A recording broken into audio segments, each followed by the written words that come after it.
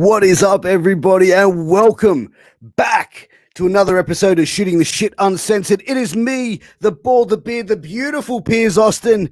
And guys, you know what? It's right. It's Friday night. I want everyone to sit back, crack a cold one, pour a stiff one, roll yourself a green one if that's what you prefer. Sit back, relax for this episode of Shooting the Shit Uncensored with Cowboy Chris Abbott.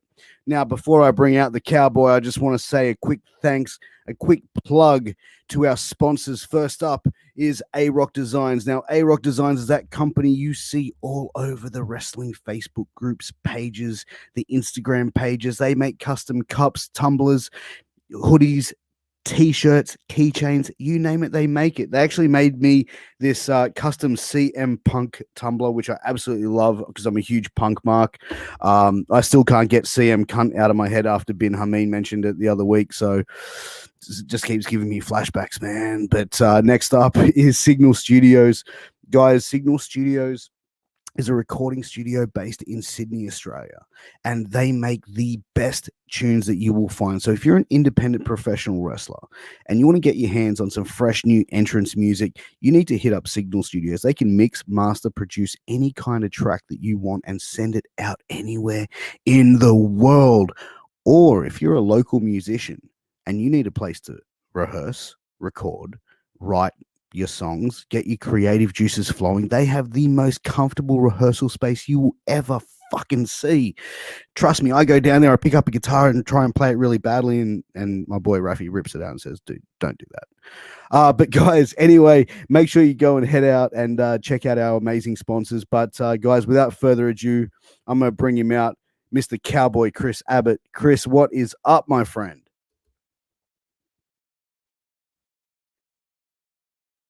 You're on mute, Chris.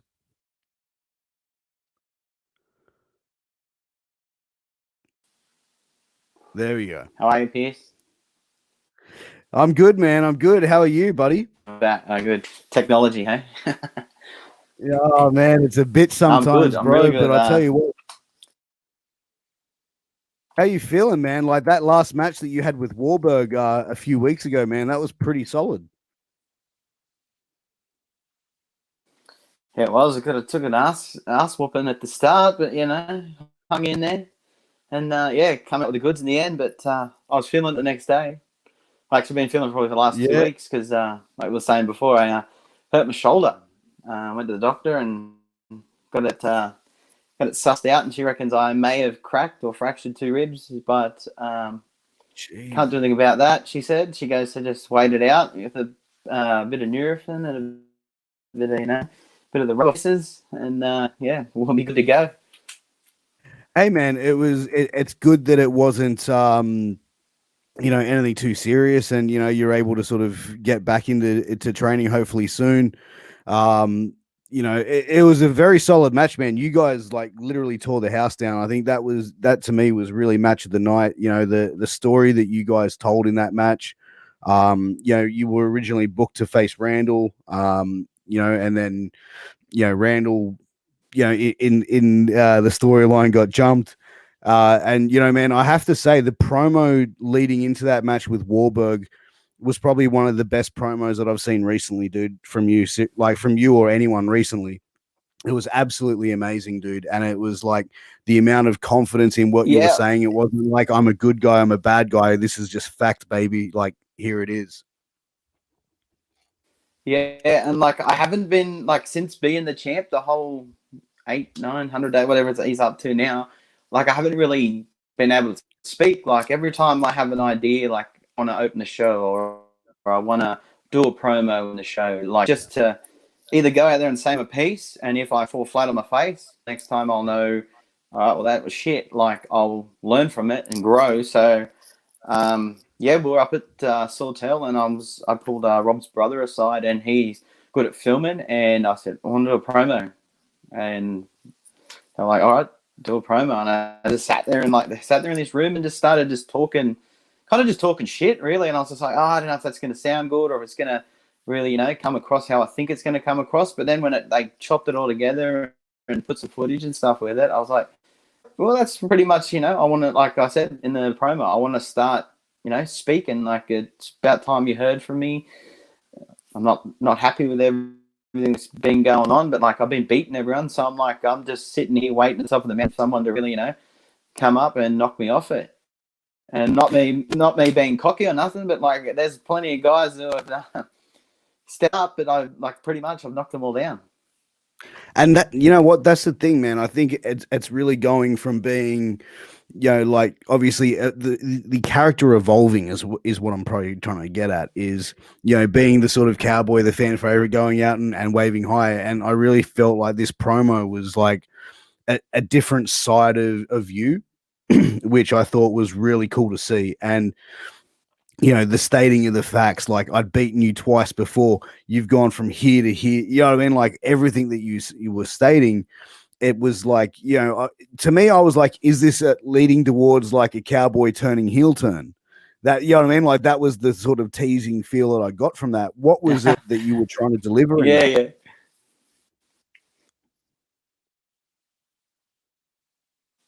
Well, in a way, I kind of want to, kind of put it out there. Like, I'm not just going to be this, goody two shoes. Like, pretty much a cowboy to me is, they don't take shit. Like they are a nice guy, but they can be that asshole too. And I just wanted, I just kind of wanted to like, just address a few things and kind of throw a bit of a curveball out there. Like, you know what, I'm that good. I'm the longest reigning champ in the whole 23 years of IWA. Like I've beaten guys reigns like Jonah Rock, Mark Mercedes, Tyson Gibbs. Like there's so many big names that have held that belt, and I've surpassed them all.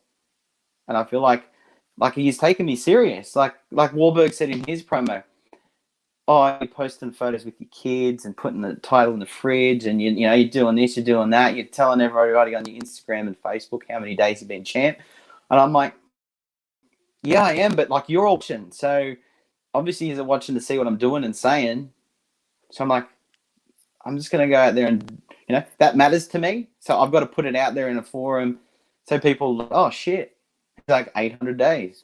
Shit, he's beat Wahlberg 3 times. Shit, he beat Kelly 3 times. He beat Jonah Rock to become champion. Like, I'm not like a flash in the pan. Like some people think, he's just a nobody, but I'm not saying I'm the best thing going, but I'm like, I feel like I've got my place in, Australian wrestling. Oh, absolutely. And I definitely think you're probably one of the most underrated. And to be honest, I've said, for over a year now that you're probably one of the best, if not the best professional wrestler in Australia, like hands down, like what you can do in the ring. And also obviously now seeing what you can do promo wise with that promo, dude, like I stand behind that comment, and I still do to this day.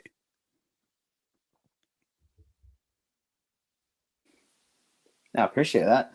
But yeah, like I just, it's funny because I always think, and like I don't say it too much, but like there's a lot of good talent in IWA now. Like, well, there always has been, there's been the bad talent that we've, had to put up with, but then we've like, ironed it out, and now everyone who's in IWA is like capable of main event in the show and just having great matches, from start to finish.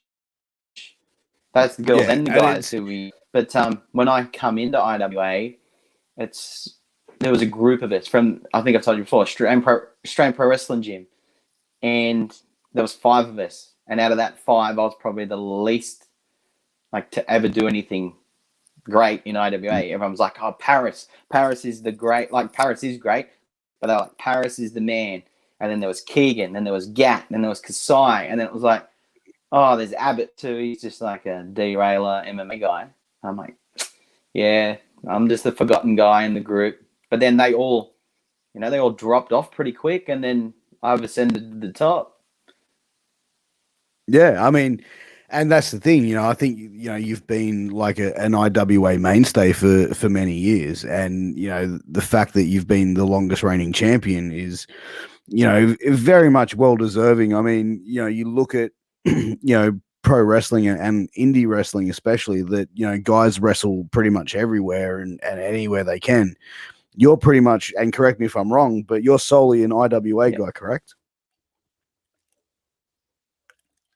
Have you ever wanted to venture out and go pretty much like the last 5.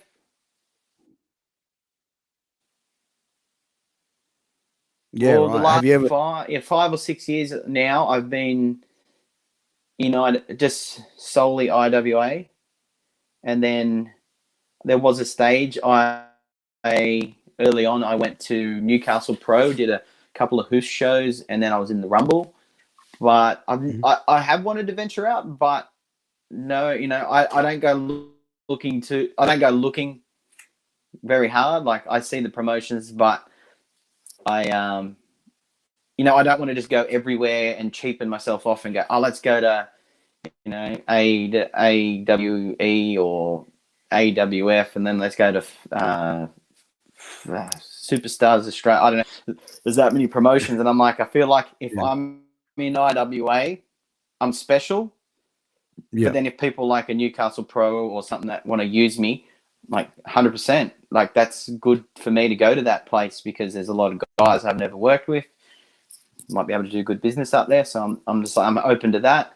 But there's also places I'm like, I feel like I wouldn't fit in. So like a PWA, they have their thing. I just don't feel like I fit PWA, but no, they're doing great things, PWA, top to bottom, but I just don't feel like I'm fit for PWA. Yeah, and I think as well, MCW. I think as well, it gives a special attraction though as well to IWA. The fact that you're the IWA champion, you don't see the IWA champion showing up at any other shows. Like if you were to go and you said Newy Pro, doing the one or two there, because then that would be like almost like the holy shit moment. Like, fuck, what's he doing here? You know what I mean? Like, and wrestling fans now that are so smart to it would pop for that like you wouldn't believe. But exactly. So like, I feel like if that ever happened, like if I was to go up to Newcastle, it'd be awesome. Like you said, it would be that moment where like enough people knew who I was, and like I come out there Rumble, or I did see, like they'd be like, fuck, that's the Cowboy. That's like he's solely IWA. What the fuck is he doing here? Yeah. And I think that that as well, like, I think Australian wrestling fans, like they're very, very knowledgeable now of the local promotions. And you do see like a hardcore fan base, from what I've seen in Sydney, and I'm assuming it's the same in other states as well, where guys are just like, really following it like fans are as well. So I reckon you would show up at Newy Pro and most of those guys would lose their fucking shit.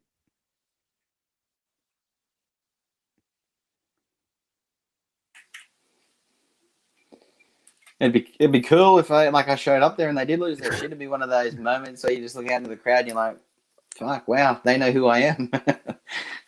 But yeah, I mean, but also like that Newy Pro crowd, like from what I've heard, is just like it's almost like very similar to that old school ECW crowd, just very hardcore fan base, and a very knowledgeable fan base at that. Yeah. Yeah, but it's a great crowd. The times I've been up there, it's very, very good crowd. But how did you feel, man, coming back like in, I think it was December? Yeah, it was December, the first IWA show back at St. John's Park, man. How did it feel to be back in the ring in front of a crowd after so long, man?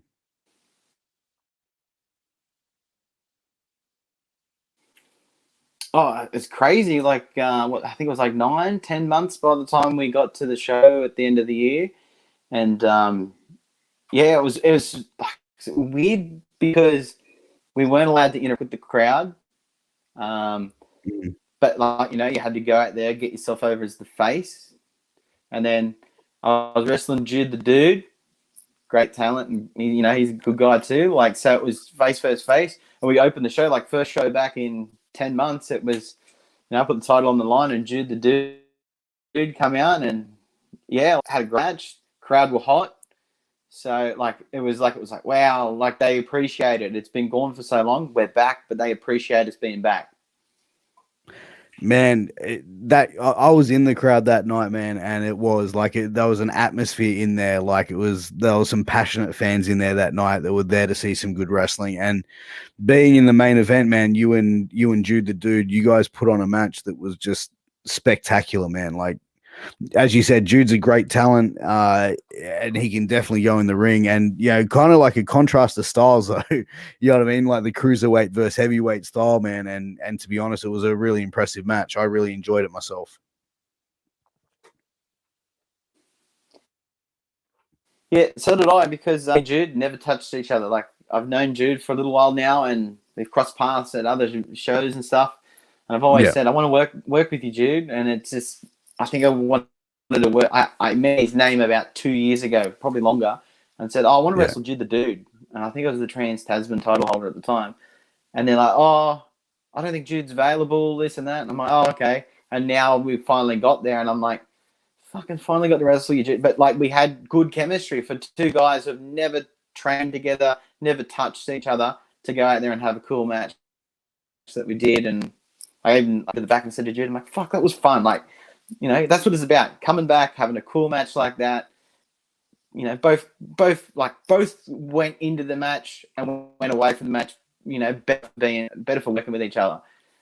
And I was just like, that's what it's about. That's good fun, Love it.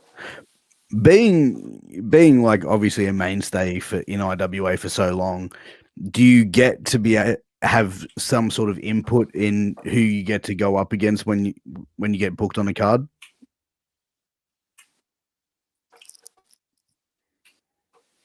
So pretty much the whole time I've been the heavyweight champ, I've asked to work, like, certain guys, just because, like I always said to Nathan and Rob, I don't just want to be a champion that comes in and wrestles the same guy all the time. I said it's cool that, like, me and Kelly have like intertwined again from the Trans-Tasman now to the heavyweight. I'm like, that's cool, but I said I want to have matches against guys who don't train with me, guys who are from either interstate or from a different promotion, just so I can go in there and see what we can come out with. So like I wanted first, one of the guys that come up early on was Lucci. Never worked with Lucci. I'm like, I want to work him, and boom, worked him. And then like I'd worked with Wahlberg once before, and I said I want to work with Wahlberg because Wahlberg's like, he's evolved so much since he first come into wrestling, and I was like, he's a good test. Like, see what we can do together. And then there was Kai Drake. And then someone, Rat Daddy, like, never thought in a million years that me and Rat Daddy would step in the ring and have a banger of a match, but like, it was a cool match that was. And he's insane. Like, he's awesome. Every time I've kind of asked for someone since 100%, he's awesome. He's like good character, like he's just he's a cool dude too.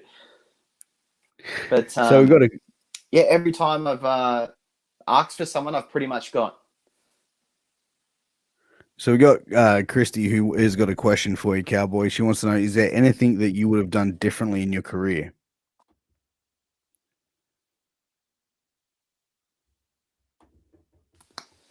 Ooh.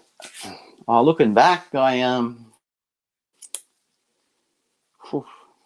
probably wouldn't have worked. Like, I know everyone says you need to work good crowds, bad crowds, good promotions, good promotions, but I'm like, I probably wish I didn't do so many bad promotions when I was just trying to get ring time. I wish I was a bit more select instead of just driving to, to Canberra, to Maitland, like doing all these and I was like, for like literally nothing, you're getting like a hot dog and a handshake, and you're getting a match. So I'll probably do that, like, let's spend it bad promotions. Let's spend it bad. But I suppose, like, you don't really know they're a bad promotion until you really go there, right? Or were you going back to the bad promotions knowing that? No, yeah, in hindsight you do, but like,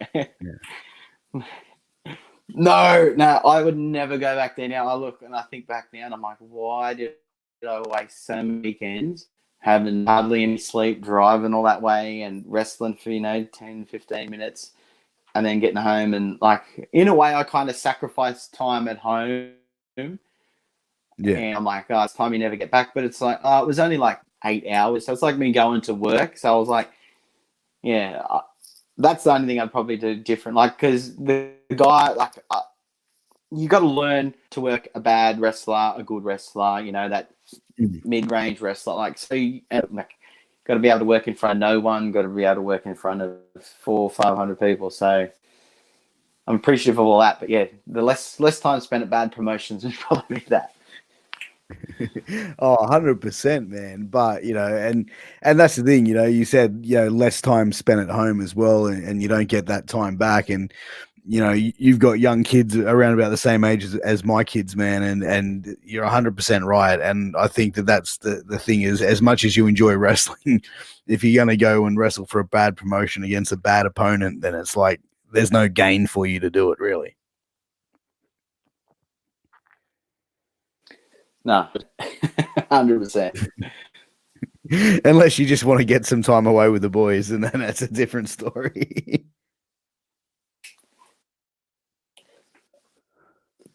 But yeah, like some of the trips we've had, like they've been fun, like just stupid stuff we do, and like you can never replace the stupid things you do, like driving and like just at the show backstage and that. Like they're fun, and you can never take them away. But yeah, you just I just wish the promotions that I'd work for probably. The IWA summer tours, man, just seem like they are so much fun. Like from the photos that I've seen to them, I was like, fuck, man, I wish I could go to the show, but it's like 6 hours away. I could not talk my wife into allowing me to drive. And it was like, I'm just going to go for like 12 hours out of the house on a Saturday. I'll be fine. But yeah, like those shows look like they're a lot of fun, and it looks like the talent have a lot of fun. Now they've always been fun, the tours, like the summer tour, what else? The Wild West tours, like they've always been fun, like, but they've just changed so much. Like this year was probably the most tamed year we've ever had on tour. Like the boys were all, we did ring, went back, all had a feed, we're in bed, by 1-2 o'clock probably. But like there was one morning where Mark got up and went for a 5K run with me, Kelly, and Wahlberg. I was just like, that's never been done on tours, like ever. What, cardio or Mark running?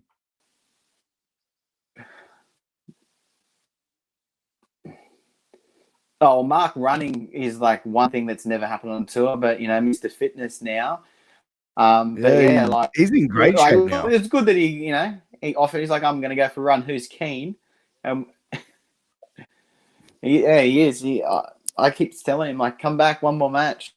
Like I said, just do it. Like you're in real good nick now. Dude, I was sitting with him before the show and we were talking and we're watching, everyone do their thing, getting ready for their matches and stuff. And I looked at him and I said, "You ever miss it?"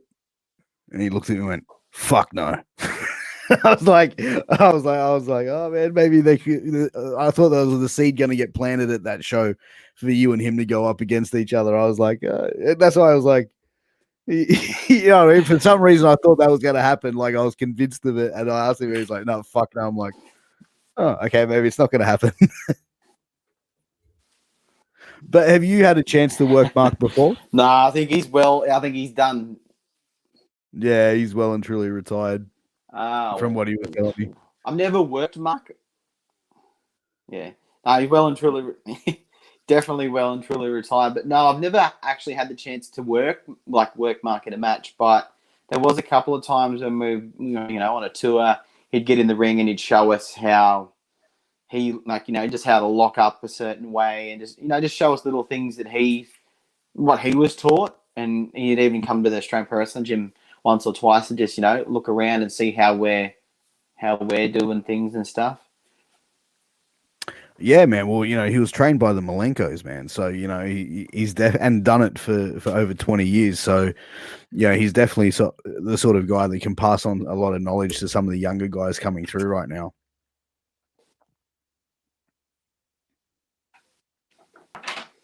Oh, 100%. And like, it was funny. It was actually really funny on tour at Sawtell. He was out in the back and he locked up with Will Keaties. And then he come in and he's like, "Oh, my neck, how stiff of work is that, Will Keaties? Oh, fuck me neck. I'm going to I'm going to have neck problems for the next week or something." Like, fuck, it was just a different side of Mark, but fuck, it cracked us up. Hey, Cole Eade has got a question for you, man. He wants to know how long you've been wrestling for. How long have I been wrestling for? So I debuted in March of 2014 on shows. My first match was AWF, but I'd been training. Yeah. So I started training in 2011, did the whole year, graduated from the training, and then in 2012 I went away from it completely and just left it. And then in 2013 I come back into wrestling probably in April after I'd come back from the States because I went to WrestleMania 29. How was that as a live show, man? To be at a WrestleMania? Oh, well, fuck. For me, it's unreal because like I grew up in a small town, like 3,000 people, when I used to say to like my family, my friends, I'll wrestle one day, and they're like, "Oh yeah, good one, mate. Grow up, like it's never gonna happen." Then I'm like, I reckon I'll go to America and I'll see a WrestleMania. I'll prove you's all wrong. And then yeah, I went WrestleMania 29, and fuck, it's probably the best atmosphere of anything I've ever been to. Like just. Even though everyone says, "Oh, the crowd, the card wasn't the best card, this and that," and I was just like, I didn't give a fuck. I was like, to me, I'd seen the debut of the Shield. I'd seen the Rock because the Rock's my boy. I was Yeah, that's it. And CM Punk and Taker, like they're three things that stick out from. They stick out to me, like so. I was happy as. And did that really like hook you back into wrestling by going and seeing that? Like, was that the moment like, yeah, fuck yeah, time to get back into training? Yeah, 100%. That was like to see the production of a WrestleMania and to be there and see how they perform, and just like the atmosphere was the biggest thing. And I'm like, fuck, if I could get back into wrestling, and get that passion for it, and we have shows in Australia and we get a crowd that's really passionate about the match that's going on in the ring and they're reacting, and you just make that atmosphere and make you feel like you're big time like they are. I'm like, fuck, that'd be unreal. So like it really got me back into it. And then one of my mates reached out to me, Josh, and said, "Oh, hey," because I started training with Josh, and he's like, "Oh, hey, Jay Law's opening a school called the Australian Pro Wrestling Gym," and flicked me a message. He's like, "You should come down." And then Lee, or Jay Law, Lee, whatever you want to call it, fucking, he messaged me as well. He's like, "Hey, I don't know if you're still interested in wrestling, but there's a gym opening up in Penrith." And I was there. As soon as I got back, probably a week or two later, I was there. Yeah, right, man. That's crazy. Like that's, you know what? It's sometimes like that's the thing that it really, I think in those moments that inspire you, and it's like, all right, that's the time. It's like seeing a show like that, and then to come back and go and then commit to it. That's awesome, man. It's I love hearing stories like that, man, because like you hear people saying like as soon as they see a show, like there's always one particular show for some people that like drove them into to getting into the business, and it's great to hear, man. But looking past that, if Yeah, well, you'd like gone over, initially, like what got me in. sorry, go on. I was just gonna say. So initially, what got me into wrestling, like ever thinking about doing it, I was probably like 10 when I seen the Royal Rumble. That was like, I'm like, fuck, this is cool. I wonder if they do this like in Australia. And I'm like, oh, obviously got to be 16, so I'll just watch it. And then like when I got to 16, I started inquiring about schools and stuff. But because I live so far away, I live 3.5 hours from Sydney. I was like, I'm probably not going to go and train. But then I eventually moved to Sydney, set myself up, and then I was a late starter. I didn't start until I was 24, so better late than never. Yeah, right. But yeah, no, just Dude, it's like and the starting larger at than life 24, characters and that inspired me then. But then to get me back into it was like my experience of going overseas and being out of WrestleMania. I was like, all right, I've got the bug. I'm hooked. I'm really going to have a go at it. Oh, dude, absolutely. And, to then go and commit yourself to it. But like, what was it like, having the first match in 2014? Was that just like, was there heaps of nerves going through it? Or like, were you like, okay, well, it's not a WrestleMania. It is what it is. I'm going to go out there and give it my best. So I went into the match thinking no one's going to give two fucks about me because I'm a rookie. I'm starting out. No one cares about me. So I went into it as if I was going into a real fight. And people still talk about it to this day. It was probably one of the stiffest matches that's ever been on an AWF show.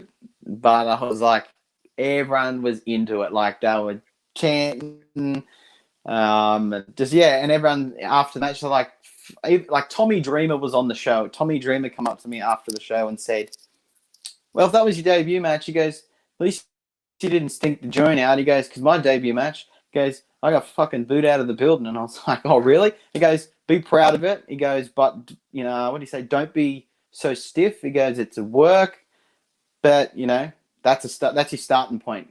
And I'm like, "Oh, thanks." I was like, "Fuck, that's Tommy Dreamer." That's amazing. Like, was that like, okay, like I gotta like, walking into that dressing room to be like, okay, my first match, and then you walk in and Tommy Dreamer's on the same card as you. Was that like, were you like, don't mark out, don't mark out, don't mark out?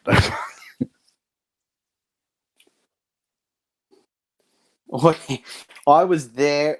He come in and I got told, because when you're a rookie, like when we have an international guest, do not talk to him, do not annoy them, do not this, do not that. And I was like, oh, cool, no worries. He walked in and he's just like, hey, how you going? I'm Tommy. And I was like, hey, how are you?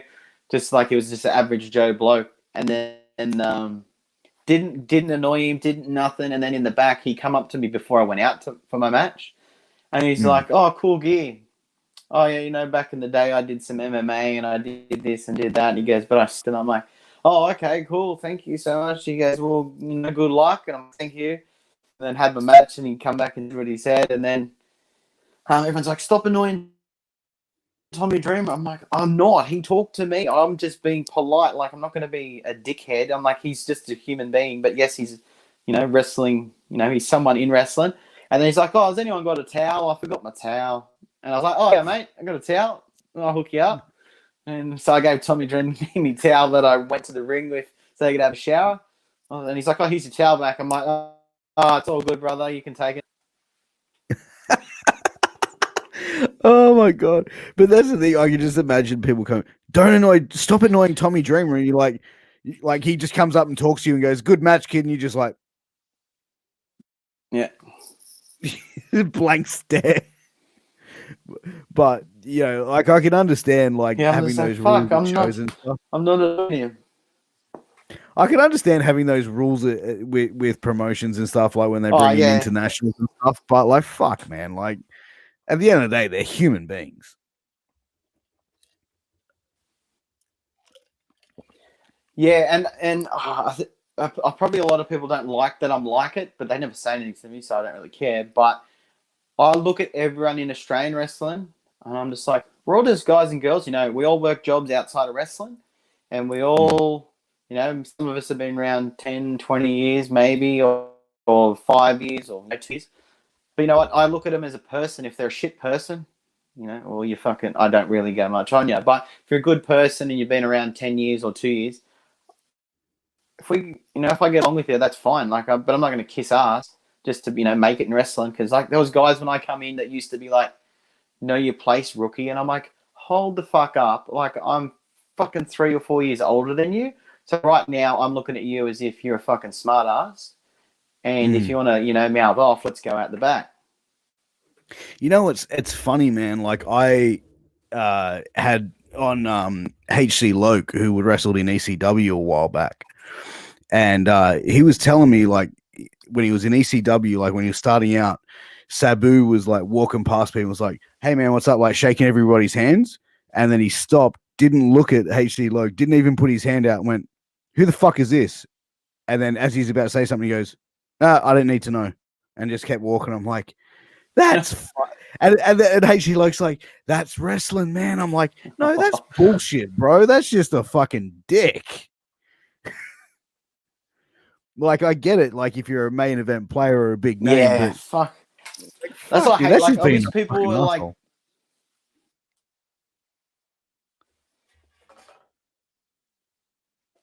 yeah, 100%. Because, like, at the end of the day, like you said, we're all just human beings. We're all out there to do the same thing. We're all out there to wrestle, be safe, look after each other, and tell a story in the ring with our bodies. And, like, so you don't have to be a dick about it. Yeah, yeah, 100%, man. And like, Fucking but you know what? Poker Jack, he's back. The alcoholic Adam, yeah, baby.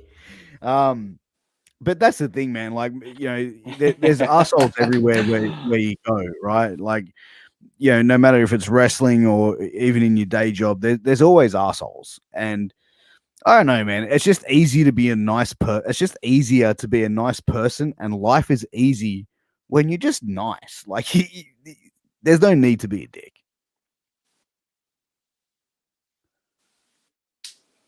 No, 100%. There's no need to be a dick, and that's what I hate. Like in wrestling, the people that they're not real. Like I'm pretty real. Like I'm pretty straight up with everyone, and like I'll take shit, give shit, but don't be a fucking weasel. Like a person that'll say like they'll hear something from you, and then they'll go and tell that person, or they'll bicker around and put it in group chats or some shit, and then just make a thing of it, and you're like, what are we? Are we fucking schoolgirls or what? Like, grow a fucking set of balls, come up to me and say something to my face, or just Mm. fuck off.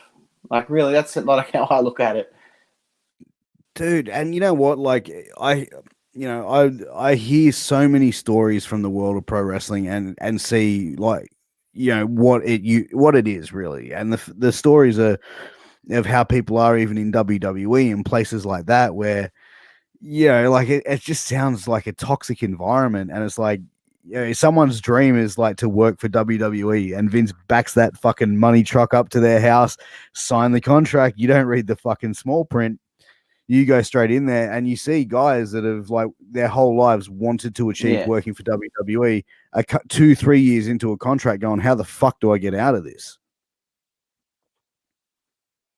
yeah, and that's not what it should be either. Like, if it should be, a good experience, start to finish. You shouldn't go into wrestling loving it and then leave it hating it and like fuck this. I don't like it. I'm not passionate about it. I'm not even a fan of it anymore. That's not what it's about. It should be you go in. It's tough. You got to earn your spot. You got to work your ass off. But you should appreciate it more after you've done it, and you should be able to look back on it and go, "Fuck, I wrestled for 10 years. It was a good time in my life." You shouldn't look back and go, "Fucking hated the whole time I was a wrestler." And that's the thing. I think that there's no wrestlers that would ever say they like. Well, they'd probably say it, but there's no way they would hate it the whole time they were in it. Like, especially guys that were in it for like 10+ years. Well, motherfucker, if you hated it so much, Nah. why don't you quit when you're at the Indies? You know what I mean? Like, why wait till you get up here? Oh, now I've made millions and millions of dollars. I hate this shit now. I'm done. Yeah. You know what I mean? Like, fuck. Like, it just enjoy Yeah. the moment. Exactly. Because that's the Yeah. thing where you 100%. see some of these guys. Like if I was like Sorry, go on.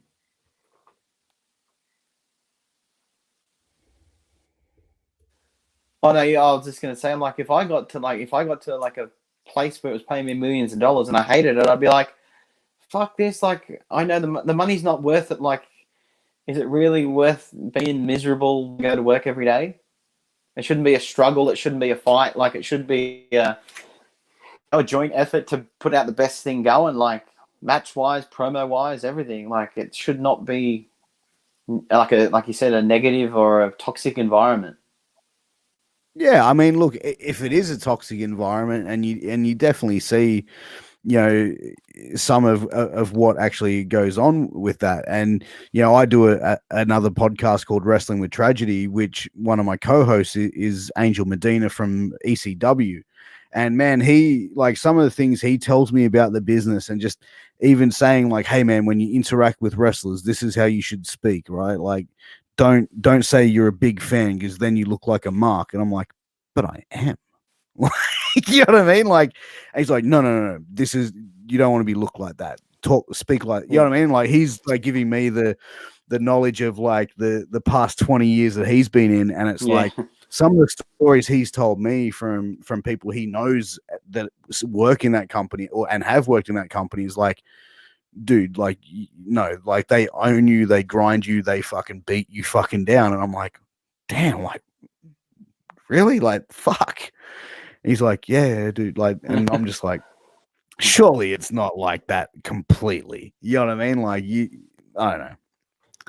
I don't know. What do you think? Oh, you'd hope it wasn't like that, eh?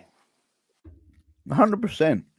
I think the fan in all. I really hope it isn't like that. Like, it'd suck if it was, because then you'd be like, fuck, really? I'm going to get to that point, and you're going to be, you know, kind of treated like a piece of shit until you, like, you know, you're a massive draw. And it's like, fuck, really? I know people have got to pay their dues in wrestling, but I'm like, fuck, like, as a human being, do you really want it to be treated like shit just to get to that opportunity? Yeah, I mean, that's something that even like Angel was, as I mentioned Angel again here, quick couple of plugs there for you, Angel, mate. That'll keep you happy. But, you know, he was telling me, like, when he got to ECW, like, Tommy Dreamer went up to him and said, now you start paying your dues. And he was like, what? Like, taking bumps on fucking concrete and fucking, you know what I mean, getting the shit beaten out of me for the last 3 years didn't fucking get me there. Like, what the fuck, bro? I thought my dues are paid. He's like, no. Now they start. Yeah. And he's just like, fuck, man. But, you know, those, I suppose it's different days, man. It's Wow. different. I suppose it's different days and different generations, though, right? Boy, it's so different now. Even like, look at IWA. I remember when I came into IWA, like Mark was saying, when he was on, he was saying it's like it was a band. It was hard to get into hard to break up the band. And if you had to audition pretty much to get on IWA, you had to do your tryout and that. And when I come in 2000, I'll say 2050 year in wrestling, and then I got told, oh, there's no one really. IWA are really looking for more talent because they haven't got a lot of guys, a lot of variety of guys, and like I think the old guys were all dropping off and stuff. So I went over and we did a roll around, and at that time it was Tyson Gibbs and Mark Mercedes were the guys who were like, you're on or you're not on. Oh, yeah, cool, no worries. And it was really hard to get on. Like we did shit things like the first handful of shows that I did, and then I had that one match against Gibbs, and Gibbs, fuck yeah, you listen, you took direction, you're in. Like, you're welcome to IWA pretty much. And I was like, fuck, this is awesome. But now there's no one no one like that anymore in IWA because Gibbs is gone, and then there was kind of no one for a while. And when Gibbs left, like I used to joke, and I'm like, I'm the locker room leader now, fellas, because some of the guys that were there who were still sticking around weren't the best of people, weren't good influences on people, and I was like, fuck this, like, and I looked around, and I was like, all right, I'm fucking nobody in IWA, but you know what? I'm gonna step up and insert myself here, and like I always aim to go out and have the best match. I still do now, but I'm just getting a little bit older, and body's not as good as it used to be. But I was like, I've got to set an example for like the younger guys who were there, and I didn't want to be the locker room leader, but I was like, fuck, someone's got to, because I was the oldest one probably in the locker room, probably besides Apollo, and I was just like, I got to kind of set an example, and then eventually I started having better matches, and me and Mark formed a good relationship, and ever since then I think Mark's Abbott's a good look for the company. Abbott, he's a hard worker outside the company. He's a hard worker when he's here. I can be put on posters. I don't look like... I'm not... Like, people can look at me and go, oh, he's not a shit person. And even when I meet fans at shows, I'm happy to have photos, sign autographs, everything like that. So I'm like, I just tried to be that. I didn't want to be it, but I just was like, well, there's no one here like a Gibbs. And, like, I never really give feedback to guys when I was around. I just was like, oh, I didn't like that, but, someone else may have liked that. But now everyone, like I said before, everyone in IWA now that we use comes in because, we're all friendly, all buddy, but everyone's capable. So no one really needs to be like when I come in, like the Tyson Gibbs of going, oh, that was shit, this was shit, that was, you know what I mean? The only thing I say sometimes is, why the fuck are they still out there? They've been out there 13, 14 minutes in the opener and you give them 9. And they're like, oh, it's all good, it's all good. But I'm like, little things like that could just be, I think like, because if one day if you do go somewhere, you got to be conscious of your times.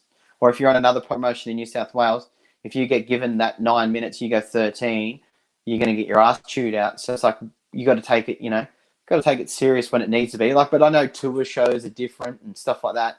Everyone goes out there to, showcase their stuff for regional New South Wales, and they go out there to have fun. But just little things like that. But I've always thought the IWA was always hard to get into, but now I feel like it's not. Do you find like, guys that are going out there and like, with the shows, like for example, the last St. John's show, would you find that like putting time limits on guys at those shows are needed? Like, is there time frames that you guys have to be out of the building at? Like, can the guys go 20 minutes if they can, and if they can put on a good match in 20 minutes, would it be allowed?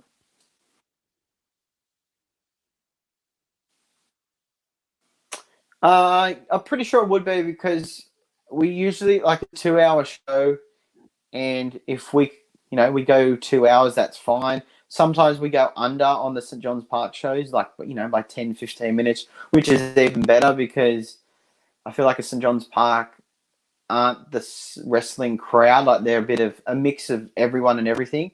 So it's like their attention spans, it's there for short increments all the time. So I feel like the main event should probably be 15 to 20 if it's going to be like exciting, action packed. But if it's just guys going out there wanting to do all their moves, I feel like short, sharp, they're cool stuff, and boom, go home.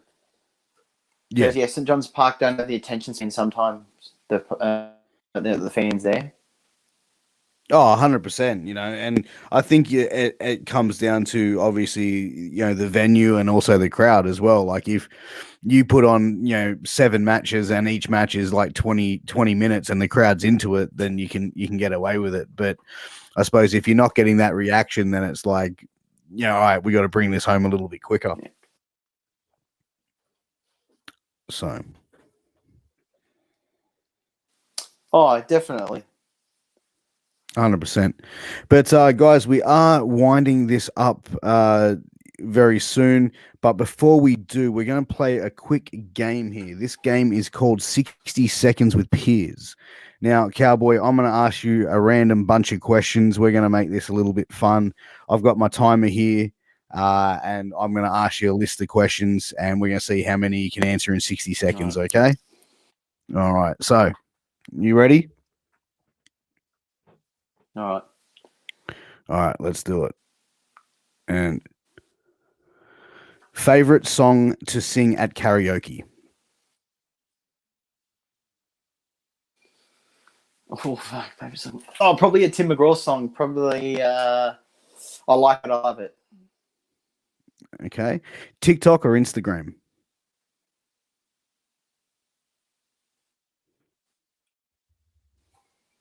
I'll go Instagram. Okay. Home barbecues or nightclubs?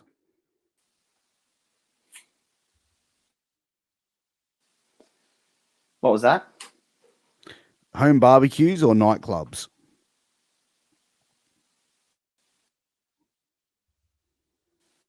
Probably the home barbecues. Worst job you ever had?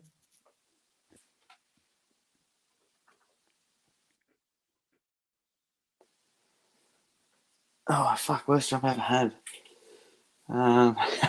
Fuck. Well, I used to be a trolley pusher at the supermarket in Bathurst, and it was fucking shit because there was 2 ramps. And then they never had the electric motorized thing. You had to push up like 30 trolleys at a time. It was fucking shit. The trolley collectors. Well, that was 60 seconds with Piers, mate. You got through it. I think we had a little bit of a lag happening on the show. We were a little bit delayed there, so I think we probably could have gone a minute and a half just to equal up, but we went the original 60 seconds. But guys, look, thank you very much, Chris, for coming on the show, man. It's always a pleasure to talk to you, man. You know, you're one of the nicest guys in Aussie wrestling, man, for sure. No, I appreciate that. Thanks for having me on. It's been good. I love having a chat. That's it, man. You're welcome on the show anytime, dude. It's always fun having you on. But look, man, thank you so much for coming on. Also, everyone in the crowd, thank you so much for all that's tuned in tonight. The crowd hears me, talking big talk. But thank you, everyone, for tuning in tonight and watching the show. It's great to have you guys on. Also, guys, please make sure that you go check out our sponsors, A-Rock Design, Signal Studios. Make sure you go follow Chris on all social media, whether it be Facebook, TikTok, Snapchat, Instagram, Twitter, wherever it is. Make sure you go and follow him. Chris, as well, where can people get your merch? Have you got a Wrestle merch store?